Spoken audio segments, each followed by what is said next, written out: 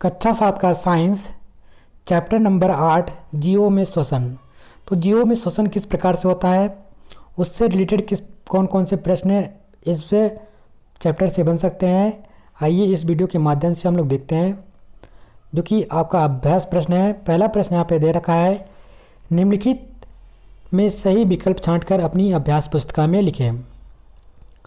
प्रश्न number cockroach में श्वसन होता है। जो हमारे काकरोच होते हैं उसमें श्वसन किस माध्यम से होता है और उसको बताना है यहाँ पे। तो पहला दे रखा है फेफड़ों द्वारा, दूसरा है श्वास रंध्रों द्वारा, तीसरा है गिल्स द्वारा, जबकि चौथा है त्वचा द्वारा। तो त्वचा द्वारा श्वसन कौन लेता है, तो आपको पता है मेंढक लेता है त्वचा द्वारा, ठीक है। गिल्स की बात करते हैं तो गलफड़े से कौन लेता है, आपकी मछलियाँ लेती हैं। और फेफड़ों द्वारा श्वसन कौन लेता है, मनुष्य लेता है, ठीक है। और बच गया आपका स्वरंध्रों द्वारा। तो स्वरंध्रों की बात करते हैं तो कौन होता है, काकरोच होता है। आपको कमेंट बॉक्स में कमेंट करके बताना है कि काकरोच के कितने हार्ट होते हैं, यानी कि कितने दिल होते हैं। आपको इसको बात को कमेंट बॉक्स में कमेंट करके नीचे बताना है। प्रश्न नंबर श्वासोच्छ्वास में किसकी भूमिका नहीं होती है। तो अगर हम श्वास ले रहे हैं इसमें कौन कौन सी किसकी भूमिका नहीं होती है। पहला है पसलियाँ, दूसरा है फेफड़े, तीसरा है डायाफ्राम और दूसरा है नासा द्वार। तो कहीं ना कहीं आप देखते हैं नासा द्वार के लिए, क्योंकि नासा द्वार से ही हमारा सांस ऊपर नीचे आता है। डायाफ्राम भी इसमें एक कार्य करता है, फेफड़े भी कार्य करते हैं, जबकि हमारी पसलियाँ जो होती हैं वो कहीं ना कहीं श्वास लेने में कोई कार्य नहीं करती हैं। यहाँ पे देखा प्रश्न नंबर पाई के आकार के छल्ले जैसी संरचना होती है। तो इस आकार की जो किसकी संरचना होती है, पहला है श्वास नली में, इस मुख गुहा में, ग्रसनी में या फेफड़े में। तो इस पाई के आकार की जो छल्ले सी संरचना होती है किसमें होती है, वो आपकी ग्रॉस नली में होती है। प्रश्न नंबर 2 दे रखा है, रिक्त स्थानों की पूर्ति कीजिए। नासिका की गुहा को क्या कहते हैं, तो नासिका की जो गुहा होती है उसको बोलते हैं नासा गुहा, ठीक है। नासा गुहा की दीवार पर कौन सी ग्रंथि होती है, तो नासा गुहा की दीवार पर आपकी श्लेष्म ग्रंथियां होती हैं। व्यायाम करते समय श्वसन दर क्या होता है, बढ़ जाता है। अगर आप व्यायाम कर रहे हैं, दौड़ रहे हैं, तो कहीं ना कहीं आपका जो श्वसन दर होता है वो पहले से इंक्रीज हो जाता है, यानी कि बढ़ जाता है। काकरोच अपना श्वास किससे लेते हैं, तो श्वास रंध्र होता है, उसके माध्यम से काकरोच सांस लेते हैं। श्वसन क्रिया में ऊर्जा क्या होती है, खर्च होती है हमारी। जो हमारी ऊर्जा स्टोर रहती है, अगर हम श्वास लेते हैं तो कहीं ना कहीं ऊर्जा हमारी खत्म होती है। अगर हम जब सोते हैं, सोकर उठते हैं, तो कहीं ना कहीं हम थकान महसूस करते हैं, क्योंकि उसमें हमारी ऊर्जा जो एनर्जी है होती है, क्या होती है, नष्ट हो रही है।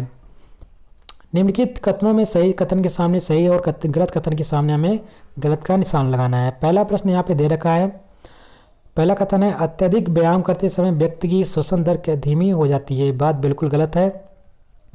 अगर आप व्यायाम ज़्यादा करेंगे तो आपकी श्वसन दर क्या होगी, बढ़ेगी। अंतः श्वसन में ऑक्सीजन युक्त वायु ग्रहण की जाती है। तो अंतः श्वसन यानी कि आप अंदर ग्रहण कर रहे हैं तो कहीं ना कहीं उसमें ऑक्सीजन आएगा, ये बात बिल्कुल सही है, इसके सामने सही लगा देंगे। मेढक त्वचा एवं फेफड़ों दोनों के माध्यम से श्वसन करते हैं, तो ये बात भी बिल्कुल सही है। अगर आपसे पूछा जाता है त्वचा से कौन सांस लेता है, तो आप बताएंगे मेढक। ये आपके गलफड़े से भी श्वसन लेते हैं और साथ ही साथ त्वचा से भी श्वसन करते हैं। अगला है, उच्छ्वासन को निश्वासन भी कहते हैं, तो ये बात सही है, इसके सामने सही लगाएंगे।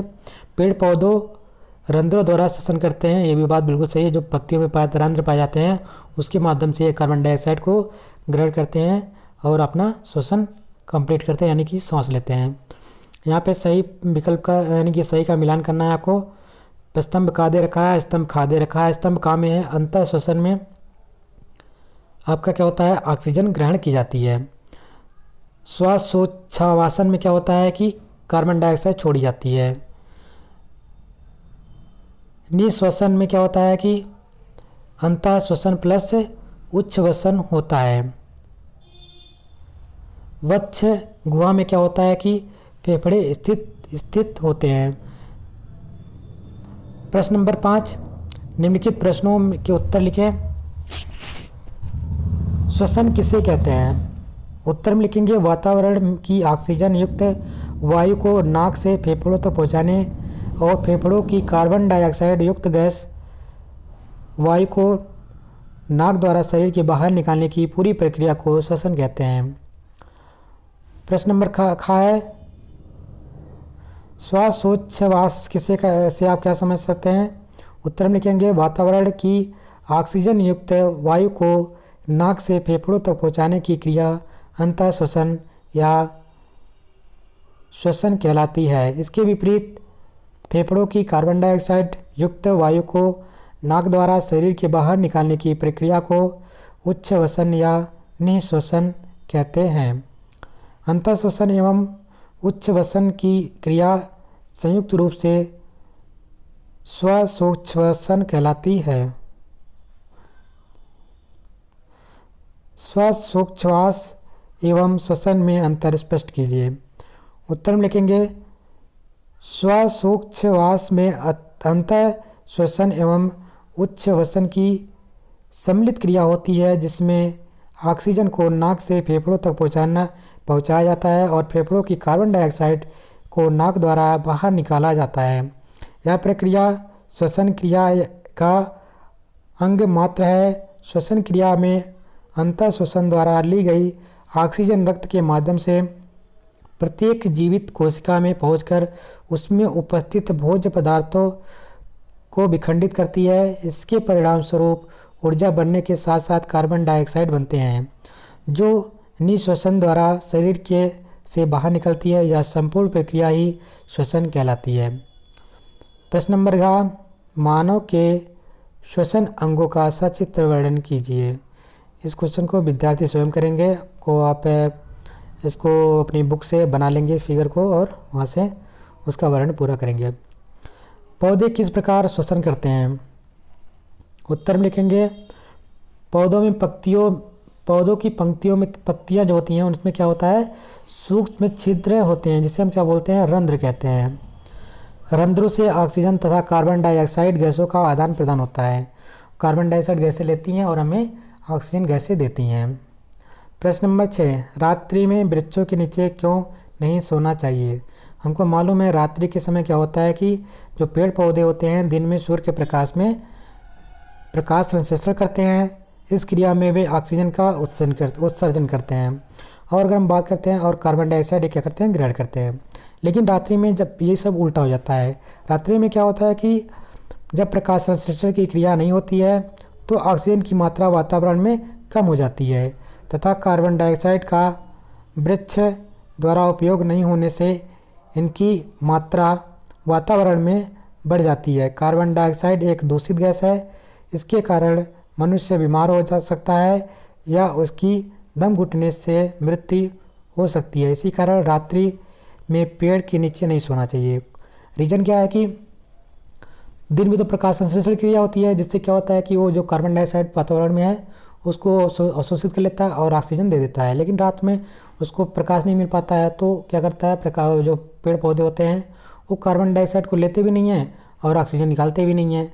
इससे क्या होता है कि कार्बन डाइऑक्साइड की जो मात्रा रहती है वातावरण में वो बढ़ती जाती है, जिससे क्या हो सकता है कि वहाँ पे अगर कोई वृक्ष के नीचे सो रहा है तो उसका दम घुट सकता है और इससे उसकी मृत्यु हो सकती है। इसलिए रात्रि के समय आपको पेड़ पौधों के नीचे नहीं सोना चाहिए। प्रश्न नंबर 7, मछली किस प्रकार श्वसन करती है? सचित्र वर्णन कीजिए। तो आपको मालूम होता है जो मछलियाँ होती हैं अपनी मुंह बार बार खोलती हैं, आप देखते होंगे पानी में, वो गिल्स के माध्यम से, जिसे हम गलफड़े बोलते हैं, गलफड़े के माध्यम से वो श्वसन करती हैं। तो यहाँ पे एक फिगर्स के माध्यम से समझाया गया किस प्रकार से उनका श्वसन क्रिया होती है। आइए देखते हैं। मछली एक जलीय जीव है जिसमें श्वसन के लिए एक विशेष अंग जिसको हम बोलते हैं क्लोम या गलफड़े कहते हैं। इन्हीं गलफड़ों से मछलियाँ श्वसन करती हैं। जैसे कि यहाँ पे एक फिगर के माध्यम से दर्शाया गया है कि इस प्रकार से आपको बना होता है, यह इसका मुंह होता है, जल यहाँ से प्रवेश करती हैं और यहाँ से आपका होता है जल यहाँ से निकालती रहती हैं, बाहर आता रहता है इसके माध्यम से। और इस प्रकार से यहाँ पे तंतु होता है, इसको गिल्स बोलते हैं, दोनों को मिलाकर के आपके और ऊपर क्ल्यूलम या गिल आच्छादन इसको कहते हैं, ये वाला पूरा जो पार्ट होता है। इस प्रकार से क्या होता है कि पानी का प्रवेश होता है मुख से और इस गिल फड़े के माध्यम से पानी को बाहर लेती है। इस प्रकार से वो पानी का पानी में जो घुली हुई ऑक्सीजन होती है वो क्या होती है उनके शरीर के अंदर चली जाती है और उस प्रकार से ज़िंदा रहती है, और जो पानी होता है फिर से पानी बाहर निकल जाता है। हम बता देना चाहते हैं आपसे, जो एक मछली को किसी स्वच्छ पानी में ज़िंदा रहने के लिए कम से कम कितने ppm कितने ppm ऑक्सीजन की आवश्यकता होती है, तो आपको ध्यान में रखना है 4 ppm। अगर किसी पानी में किसी जल में ऑक्सीजन घुला हुआ है तो मछलियाँ वहाँ पे ज़िंदा रह पाएंगी। अगर आपका 4 ppm से कम होता है तो मछलियाँ वहाँ पे मरने लगती हैं। इसलिए देखते हैं कभी कभी क्या होता है, पानी कम हो जाता है किसी क्षेत्र में, किसी तालाब में, और वहाँ पे जो ऑक्सीजन की मात्रा होती है कम हो जाती है, तो अब देखते हैं मछलियाँ ऊपर तैरने लगती हैं, मरने लगती हैं और ज़्यादा बाहर निकल के वो अपना ऊपर आती हैं। रीज़न क्या होता है कि वहाँ पे जो ऑक्सीजन की मात्रा होती है कम हो जाती है, 4 ppm से धीरे धीरे थोड़ा बहुत कम हो जाती हैं। तो जब 4 ppm से कम होंगी तो उसको ऑक्सीजन नहीं मिल पाएगा, जिससे क्या होंगी, मछलियाँ मर सकती हैं। इसलिए दूषित पानी में मछलियाँ कभी भी ज़िंदा नहीं रहती हैं। तो आपको ध्यान में रखना है, अगर आपसे पूछा जाता है कि मछलियों को ज़िंदा रहने के लिए पानी में कितने पार्ट्स पर मिलियन ऑक्सीजन की आवश्यकता होती है, यानी कितने ppm ऑक्सीजन की आवश्यकता होती है, तो आप बताएंगे 4 ppm।